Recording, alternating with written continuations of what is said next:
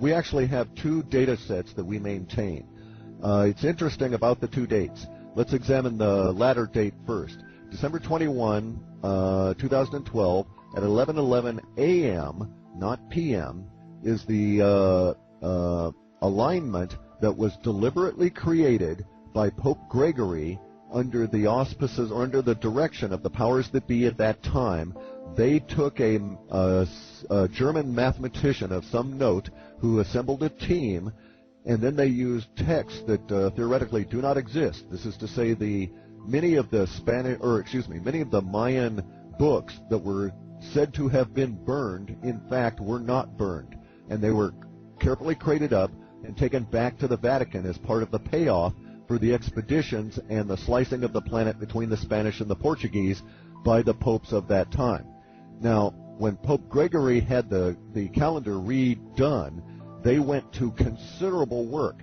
That is to say, my understanding, a team of 15 mathematicians, led by this particular German mathematician, spent some 5 months in the reconciliation level alone to get the Gregorian calendar to align specifically with the end of the Mayan calendar on these particular numbers. So they did it from a numerological viewpoint.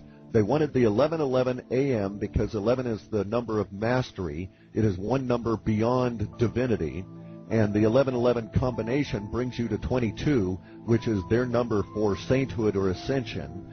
And then the whole December 12, 2012, if you start looking at the numerological values that are inherent within that, you see that it continually points back to the broken cross, or the what's known as the swastika.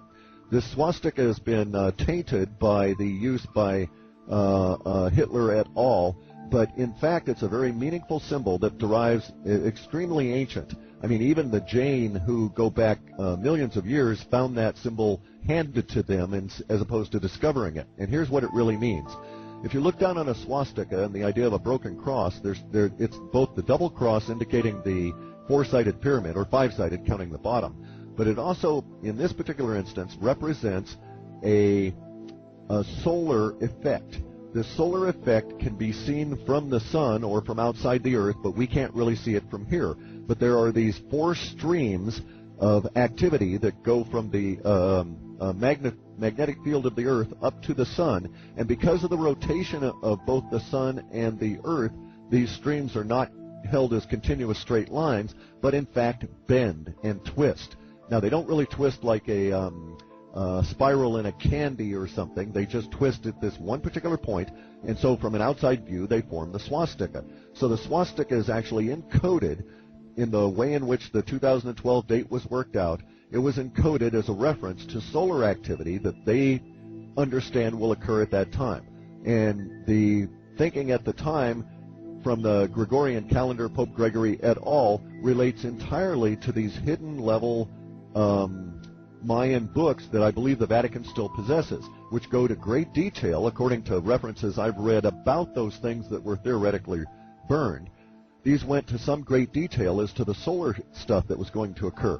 Now, I actually am of the opinion that Kalaman is much more correct than people would give him credence for, but that nonetheless, the actual end date of the calendar is the 2012 date, the end date of the long count. It may not be as meaningful as Kalaman's date, though, because Kalaman is actually working on a different view of the conjunction of the calendars, and he's discussing the beginning of the end rather than the end of the end, if we want to look at it that way. So his is much more pertinent to us because it is the point at which we would take that step. Now, as I referred to earlier, from a 0-0 class civilization into a class 1 civilization, that will be the opportune moment, that will be the Kyrios. The quality of time will favor humans doing something magnificent in October of 2011 onward, and that the viewpoint from the powers that be is that their particular point of maximum stress, danger, risk, and opportunity is the 2012 date.